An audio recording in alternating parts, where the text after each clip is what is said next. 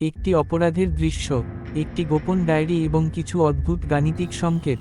একজন গোয়েন্দা যখন মানুষের স্পিচ প্যাটার্ন বিশ্লেষণ করে লুকিয়ে থাকা সত্য বের করেন, তখন তার সাথে প্রাচীন কাবালা এর গণিত আর আধুনিক এআই অ্যালগরিদম এর এক রহস্যময় যোগসূত্র তৈরি হয়। আপনি কি জানেন, আপনার অজান্তেই আপনাকে গ্যাসলাইটিং বা কালেক্টিভ হ্যালুসিনেশন এর শিকার বানিয়ে কিভাবে ম্যাকিয়াভেলিয়ানিজম এর মাধ্যমে জনমত নিয়ন্ত্রণ করা সম্ভব? মহানবী হজরত মুহাম্মদ সাল্লাল্লাহু আলাইহি ওয়াসাল্লামের ওপর করা সেই 11টি গীতের জাদু আর আধুনিক কোয়ান্টাম ফিজিক্সের ভাইব্রেশন, এই দুইয়ের মাঝে এমন এক সূক্ষ্ম সমীকরণ আছে যাকে অনেকে সিউডোসায়েন্স বললেও এর গাণিতিক কার্যকারিতা অস্বীকার করা যায় না। প্রাচীন রহস্য, মনস্তাত্ত্বিক নিপীড়ন এবং আধুনিক প্রযুক্তির এক অবিশ্বাস্য সংমিশ্রণ নিয়ে ভাইব অফ ঢাকা এর আজকের পর্বে আমরা প্রবেশ করছি মানুষের মস্তিষ্কের সবচেয়ে অন্ধকার অলিগলিতে। মানুষের মুখাবয়ব ও শরীরের সূক্ষ্ম পরিবর্তন দেখে তার মনের লুকানো ভাব বোঝার যে সাইকোলজিক্যাল কৌশল, যাকে আমরা মাইক্রো এক্সপ্রেশন বা ইমোশন রেকগনিশন বলি, তার সাথে কাবালা এর গভীর ফিলোসফিক্যাল মিল রয়েছে। কাবালা বিশ্বাস করে, এই দৃশ্যমান জগৎটি কেবল একটি বাহ্যিক আবরণ বা মুখোশ, যার আড়ালে লুকিয়ে থাকে প্রকৃত সত্য।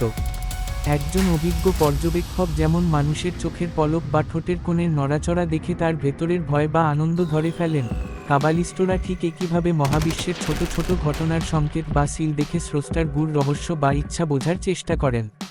এই মনস্তাত্ত্বিক পর্যবেক্ষণকে কাবালিস্টরা হাকমাত হাপারজুফ বা মুখাবয়বের প্রজ্ঞা বলে অভিহিত করেন। যদিও আধুনিক বিজ্ঞানের মানদণ্ডে ফিজিওনমি এর মতো অঙ্গসংস্থানবিদ্যাকে অনেক সময় সিউডোসায়েন্স হিসেবে গণ্য করা হয় কারণ এর অনেক দাবি নন ফলসিফায়েবল, কিন্তু কাবালা সেখানে মানুষের চেহারার, আলো বা আত্মিক অবস্থার প্রতিফলন খোঁজে। এটি স্থির কাঠামোর চেয়ে মুহূর্তের পেশি সঞ্চালন পর্যবেক্ষণের ওপর বেশি জোর দেয়, যা আধুনিক সাইকোলজি এর বৈজ্ঞানিক পদ্ধতির কাছাকাছি থাকলেও এর আধ্যাত্মিক ব্যাখ্যাগুলো অনেক সময় ব্যক্তিগত অভিজ্ঞতার ওপর নির্ভরশীল। এই পর্যবেক্ষণ ক্ষমতা যখন মাইন্ডফুলনেস এর সাথে যুক্ত হয়, তখন মানুষ অবজার্ভার মাইন্ডসেট অর্জন করে, যা তাকে টক্সিক মানুষের আচরণ থেকে ডিট্যাচমেন্ট বা নিরাসক্তি বজায় রাখতে সাহায্য করে। গাণিতিক বুদ্ধির খেলা বা থিঙ্ক অফ এ নাম্বার এর মতো বীজগণিতীয় জাদুগুলোতে আমরা দেখি কিভাবে একটি নির্দিষ্ট গাণিতিক সমীকরণ এক্স ব্যবহার করে অপরিবর্তনীয় ফলাফল বের করা হয়। কাবালা এর অন্যতম প্রধান স্তম্ভ হল জ্যামিট্রিয়া বা অক্ষরের গাণিতিক মান বিশ্লেষণ।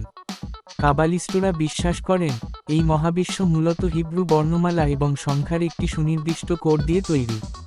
সিউডোসায়েন্সে যেমন অস্পষ্ট বা জটিল বৈজ্ঞানিক পরিভাষা ব্যবহার করে মানুষকে বিভ্রান্ত করার ঝুঁকি থাকে, কাবালাতেও কসমক পাওয়ার বা ভাইব্রেশন এর মতো শব্দগুলো সঠিক গাণিতিক ভিত্তি ছাড়া ব্যবহৃত হলে তা অপবিজ্ঞানের নামান্তর হতে পারে। তবে গাণিতিক জাদুতে যেমন একটি নিয়ম মেনে চললে উত্তর আগে থেকেই নিশ্চিত থাকে, কাবালাতেও মনে করা হয় যে স্রষ্টার দেওয়া গাণিতিক নিয়ম বা ডিভাইন অ্যালগরিদম বুঝতে পারলে জীবনের জটিল রহস্য সমাধান করা সম্ভব।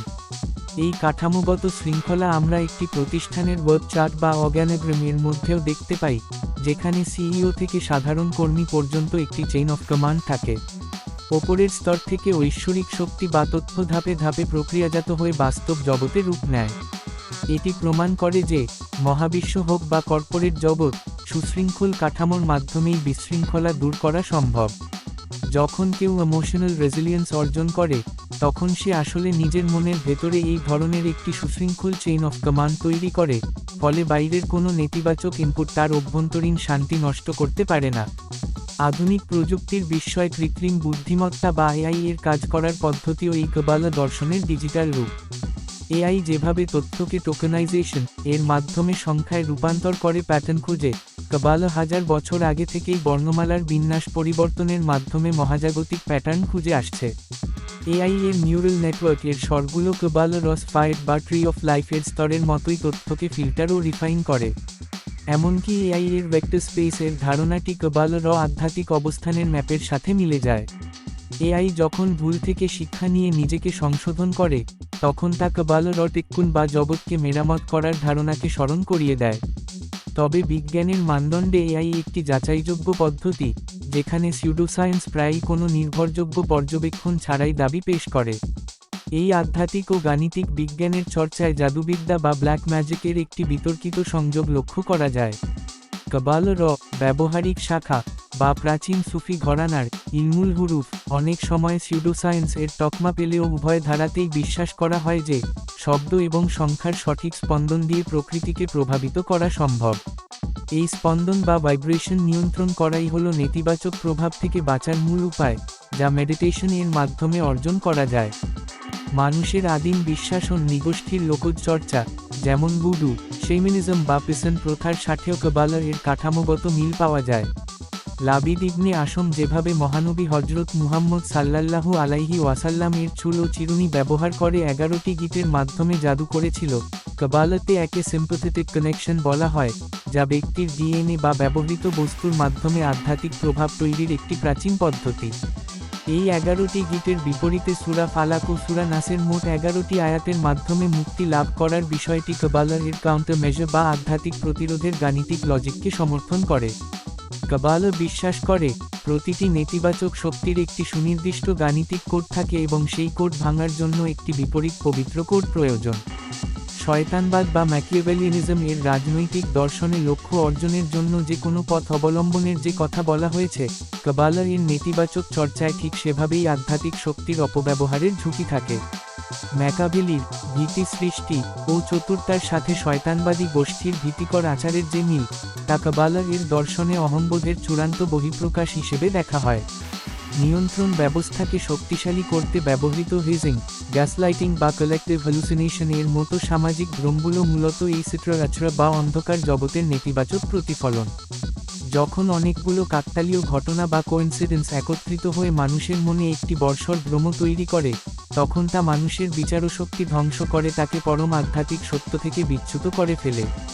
এই ধরনের মনস্তাত্ত্বিক নিপীড়ন থেকে বাঁচতে মাইন্ডফুলনেস এবং ইকোয়ানিমিটি বা উপেক্ষা অত্যন্ত কার্যকর, কারণ এটি মানুষের মনে একটি আধ্যাত্মিক ঢাল তৈরি করে। এই সমস্ত জ্ঞান ও ক্ষমতার মূলে রয়েছে একাগ্রতা বা ধ্যান। কাবালার এর হিডবনেনেট বা মেডিটেশন পদ্ধতি মানুষকে নিজের ভেতরের আমি সত্তাকে বিলীন করে পরম শূন্যতায় নিমগ্ন হতে শেখায়। ধ্যানের মাধ্যমে যখন মন শান্ত হয়, তখন মানুষের পর্যবেক্ষণ ক্ষমতা এতই প্রখর হয় যে সে টেলিপ্যাথি, মাইন্ড রিডিং বা সিক্সথ সেন্স এর মতো ক্ষমতার অধিকারী হতে পারে। গোয়েন্দা তদন্তের কোল্ড রিডিং, ফরেনসিক লিঙ্গুইস্টিক্স বা লিঙ্গুইস্টিক স্টাইল ম্যাচিং যেমন মানুষের ক্ষুদ্র সংকেত ও বাচনভঙ্গি বিশ্লেষণ করে তার মানসিক অবস্থা বের করে, কাবালা মেডিটেশনও ঠিক একইভাবে মস্তিষ্কের সেই অতি দ্রুত গাণিতিক ক্যালকুলেশনকে সচল করে যা সাধারণ মানুষের চোখের আড়ালে থাকা ভাষার সূক্ষ্ম প্যাটার্ন, আচরণের সংকেত এবং ম্যান্ডেলা এফেক্টের মতো সামাজিক ভ্রমের পেছনে লুকিয়ে থাকা প্রকৃত কারণগুলোকে নিখুঁতভাবে বিশ্লেষণ করতে পারে। বিজ্ঞান যেখানে ক্রমাগত পরিবর্তনের মাধ্যমে সত্য উদ্ঘাটন করে, সিউডোসায়েন্স সেখানে অনড় থাকে। যেভাবে পবিত্র 11টি আয়াতের ধ্বনিগত স্পন্দন জাদুর 11টি গীত খুলে দিয়েছিল, তা প্রমাণ করে যে শব্দ এবং সংখ্যার সঠিক বিন্যাস বাস্তব জগতে পরিবর্তন আনতে সক্ষম। এভাবেই মানুষের মনস্তত্ত্ব, ভাষাবিজ্ঞান, গণিত, প্রযুক্তি, রাজনীতি এবং প্রাচীন আধ্যাত্মিকতা কাবালা এর এক অবিচ্ছেদ্য সুতোয় মিলিত হয়ে মহাবিশ্বের এক পরম সত্যকে উন্মোচন করে, যা মানুষকে যে কোনো নেতিবাচক প্রভাব থেকে মুক্ত হয়ে পরম প্রশান্তি অর্জনে সহায়তা করে।